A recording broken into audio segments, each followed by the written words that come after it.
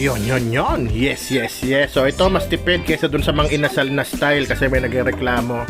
Bibili na lang daw siya 400, 4 na piraso. Hindi. O ito, hinati ko lang sa gitna at set aside muna natin yan. O nga pala, medyo maxes o medyo sabor yan dating nito. Pero syempre, style natin to ha. O, own version, kumbaga. So ito, naglagay lang ako tubig sa kaldero. Tapos nalagyan ko ng laurel na 2 piso, star anise 4 na piraso, pamintang buo, chicken powder optional, pwede ring betsin, at 1 dakot na asin. Yan lang! Ayos na yan. At yan, masalang natin yan at antay natin kumulo. Pakuluan ko yan mga 5 minuto para syempre medyo lumabas pa yung ano. Mas matagal actually, mas maganda. Para lumasa yung mga star anise, yung mga nilagay natin. Tapos yan, papakuluan ko yung manok or simmer lang, mahina lang yung apoy ng mga 10 minutes. Takpan natin. Yan. After 10 minutes, papatayin ko lang yung apoy. Yan, di ba?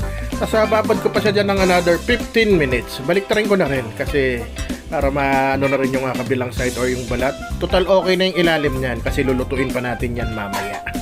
Yan. So balikan natin after 15 minutes. Ayan na siya. Ready na, di ba? So palalamigin ko lang muna to. Yan. Hahanguin ko, lalagay ko sa isang wire rack. Yan, may wire rack na ako kasi wala akong tray na stainless. Okay lang yan, palamigin lang natin saglit at pag malamig na, ganyan na magiging itsura niyan. So meron ako ditong toyo mixture.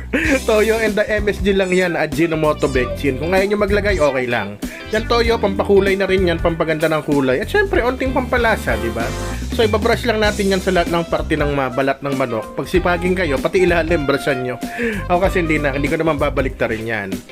Yan, pag nalagyan nyo na lahat, wala tayong gagawin kundi isa lang yan. As usual, dahil tamad ako sa air fryer ko lang gagawin.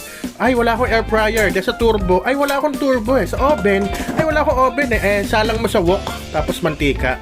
Actually, ganun talaga ginagawa nila sa restaurant. Pagkakulo, piniprito nila, dinidip fry nila na mabilisan kasi nga luto na yan sa kulo. 20 minutes nila pinapakuluan yan, pero tayo sayang yung gas. So yun, after 20 minutes na pagsalang, nabitin ako, dinagdagan ko another 10 minutes yan, Yan, diba? Ayos na yan. At itong sarsa ko, bahala kayo kung gagayahin nyo.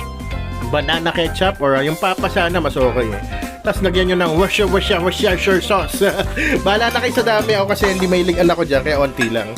Yung iba halos 1:1 sa Worcestershire sauce. Ayan na, matikman na. Tingnan nyo naman itsura, diba? Para kayong kumain sa restaurant sa halagang 180. At saglit na lang lutuan, diba? Ayan, paano ha? Gayahin nyo yan, rap sa yan. Di ako nagbibiro. Kakain na ako.